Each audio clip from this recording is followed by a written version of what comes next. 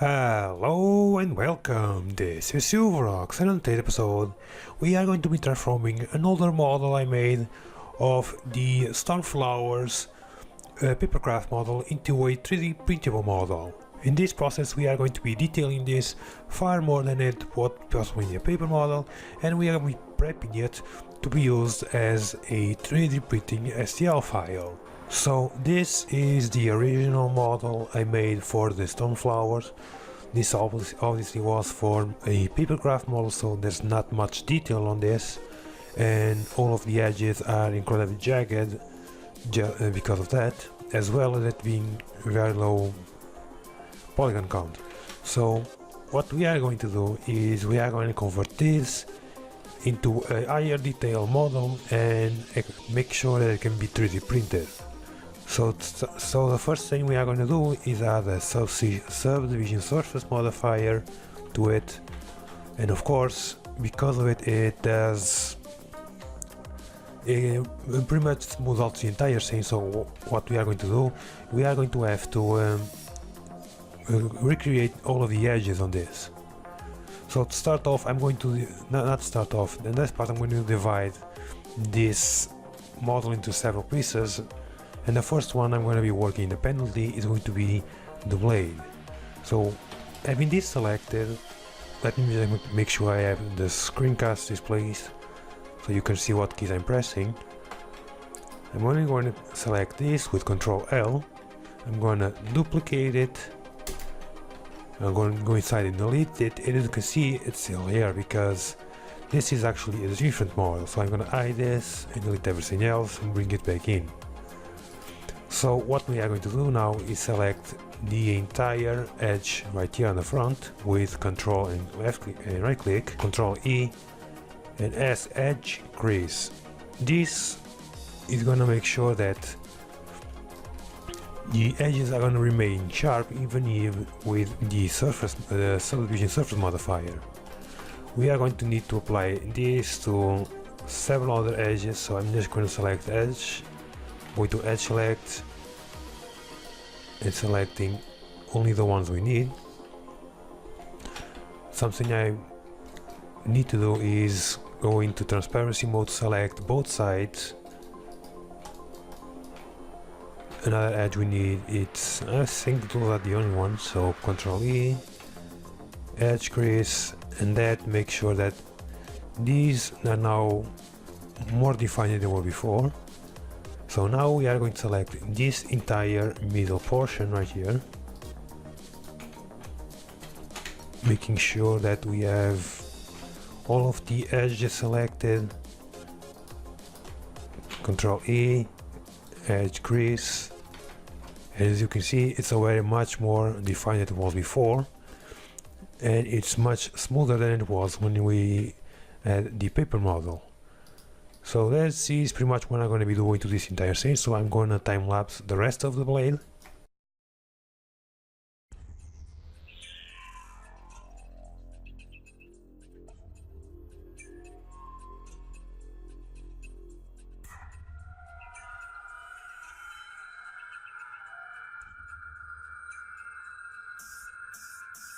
And after all of that, this is what we are left with. Sharp edges on the front like it's supposed to be, and the smooth round edges on the back from the surface modifier. I'm not going to be adding any of these in because if I do, that just creates a crease in the middle, which I don't want to. So this is how I'm going to stay. Now one modification I'm going to making it's these two vertices. I'm going to be pulling them up slightly, and of course I forgot these two edges, but these are easy to add in. The only reason I did that is because I want the point here to be more defined, so I had to pull those two vertices up just slightly. So with all the smoothing out of the way, we are going to bring the previous model in, and this is the last modification that's going to be needed to be made to the actual blade itself. So in this view I'm just going to select all of these edges, scale it on the Z axis, press 0. Oops, I had other vertex axes on there, you can see. So we are going to press A 2 times to select everything, A again, deselect everything, and scale it on the Z axis only. Right here you didn't see me pressing Z, but you can see that the line has appeared, so it's scaling only on the Z axis. Press 0, enter, and there we go, it flattens everything on the Z axis. So I'm going to pull this up slightly until it collides with the mesh up here, and I'm just going to bring this back so that's a straight line from here. If I actually want to make sure it's straight without actually touching this anymore, so I'm just going to press B to select this, delete that vertex, unite those two, cut it in the middle, and pretty much just close the entire thing again. And re-edge these two, and there we go. Now we are sure that that line is completely straight and that this is colliding with this mesh. Now the reason why we are doing this is because originally in the papercraft model this would just sit on the bottom of the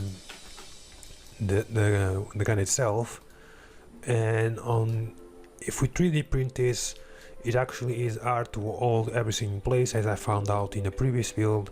So I'm gonna make an indent inside where the blade fits inside this piece right here. So now we can select a different place to start, and I'm gonna go with the handle, and we are gonna do the exact same process.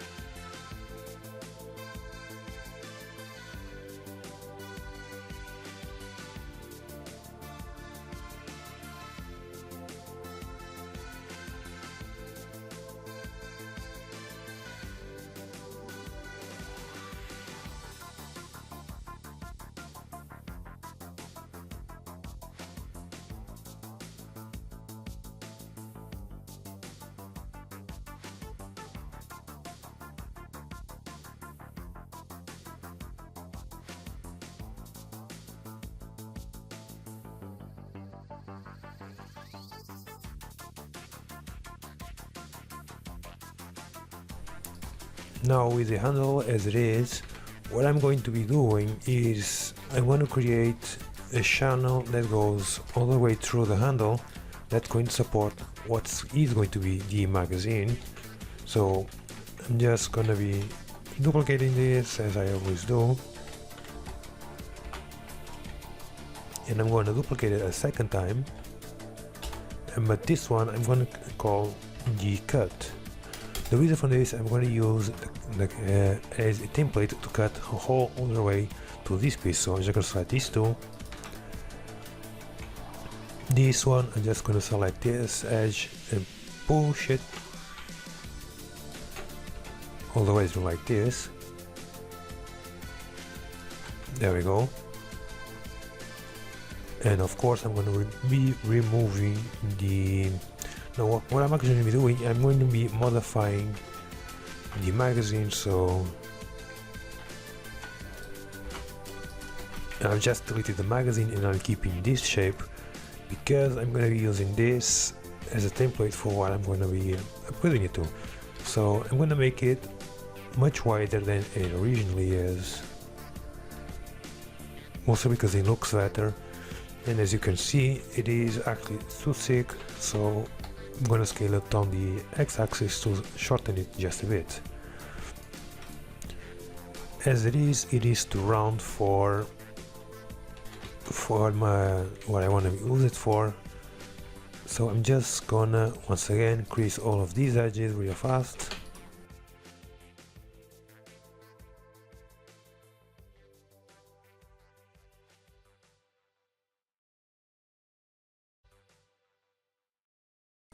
So right now it is as blocky as the original magazine.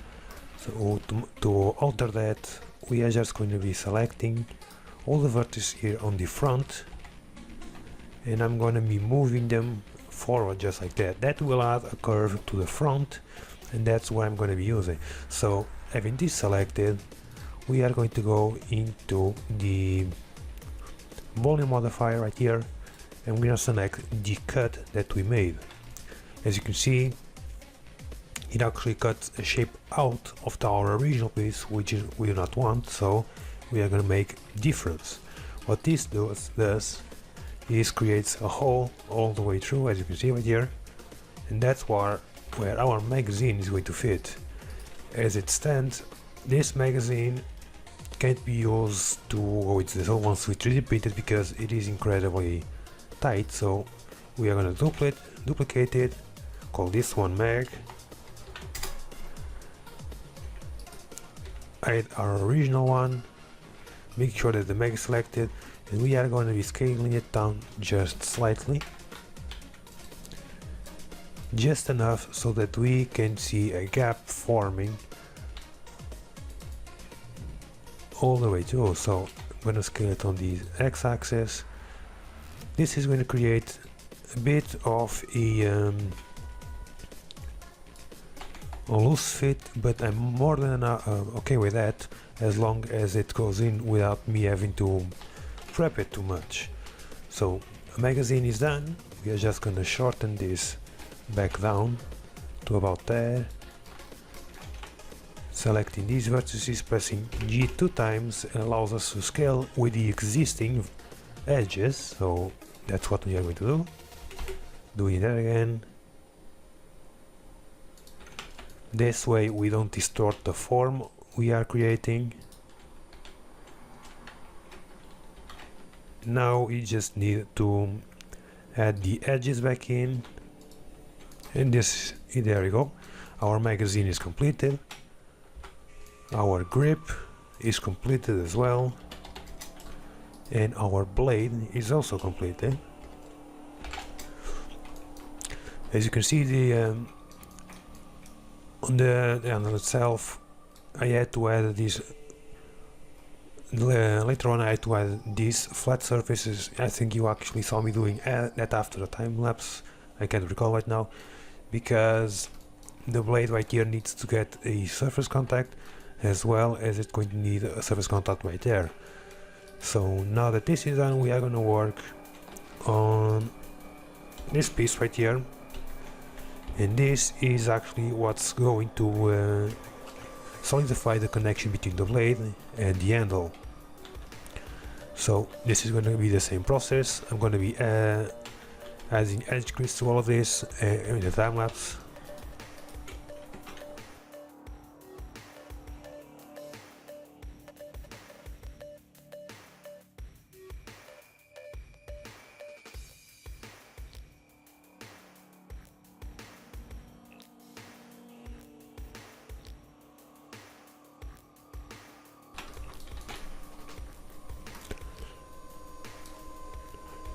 So the piece is now rounded off, and we are going to need to add at least 2 cuts volume modifiers to it. One is going to be to the spec on the front, because I don't want to leave it floating.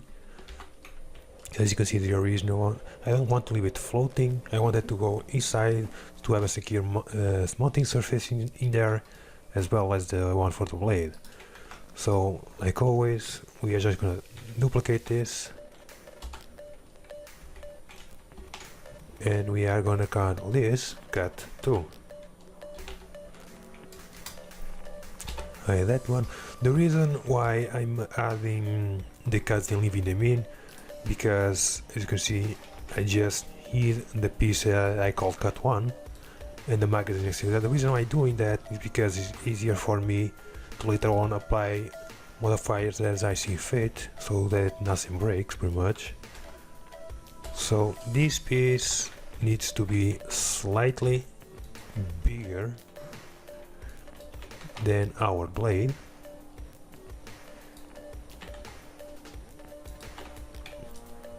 and now we add the volume modifier, cut 2, with the difference on. We hide that. As you can see, the indent is there,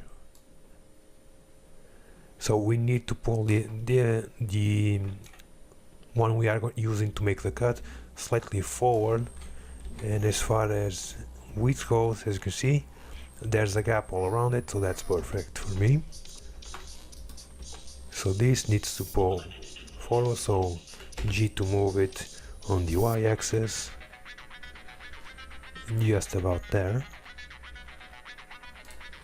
And I want to move it slightly down. As you can see, there's still a bit of a gap between these two, so move it only on the z-axis, and there we go, that's more than enough. So I that, Shift H, as you can see, that's a cut that's left in there, and because of the angle here, this won't affect the 3D printing process all that much if we print it on this configuration, this being the top and this being the bottom. So the other one we need to do is this one. Now this one is going to be easy, so same process.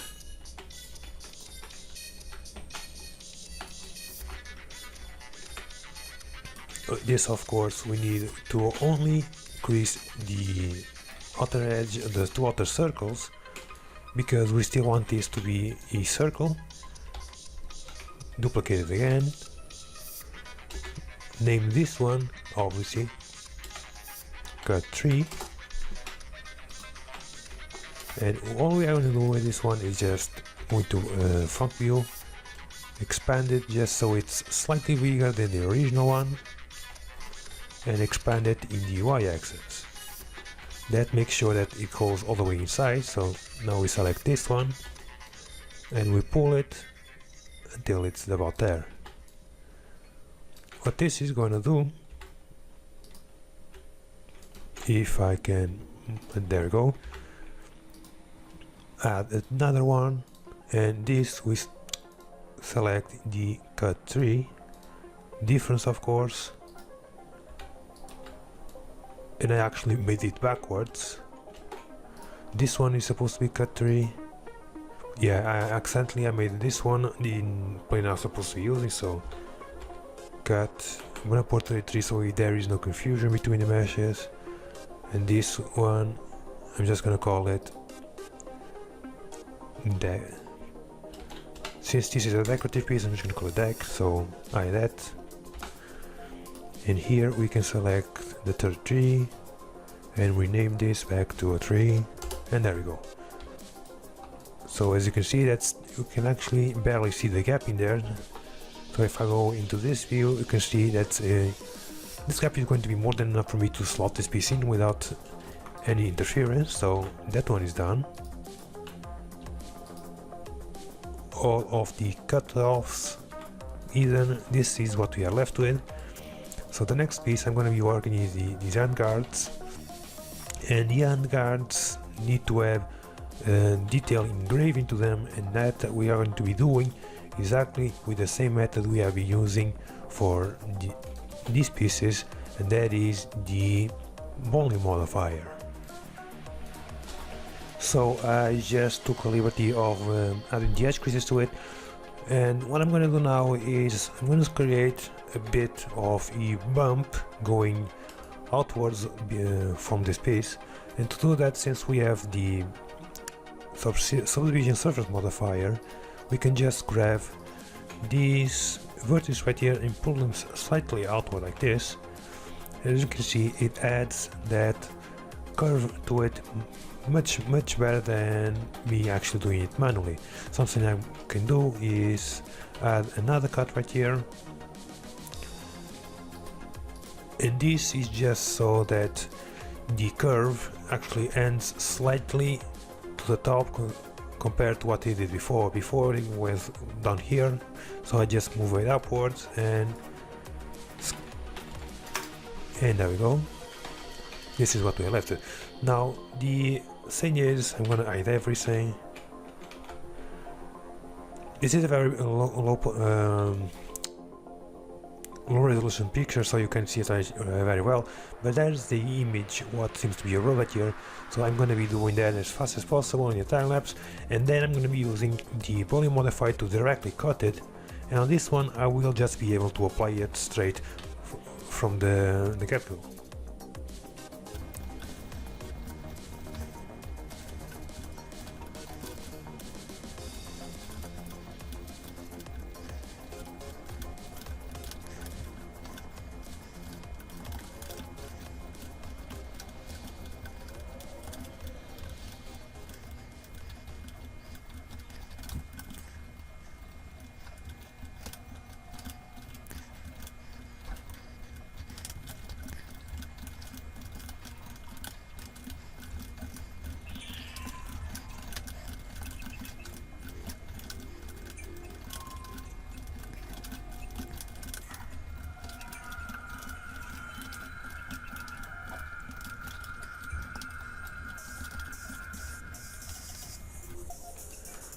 So with the template finally finished, you can see it right here with the side view. It follows somewhat the shape of the rose without the actual flower on the top, so the rose stem. We are going to be adding this to the grips. Now the grips are mirrored because they are identical on both sides, so I only need to make the cut for one of the sides. So doing that is the same process we have been using until now. No alterations to the method, except that this is gonna form a much more complicated design. As you can see, it cuts the design right into the handle, and I just increase the render view of the grip, so it removes a lot of the squareness that you can see right here. This almost disappears in 3D printing, so it's not an issue at all. Now the grips are pretty much done. There's no other alterations going to be doing to them, so what I can do is apply everything to them, delete this, delete this one, and reapply a mirror to this.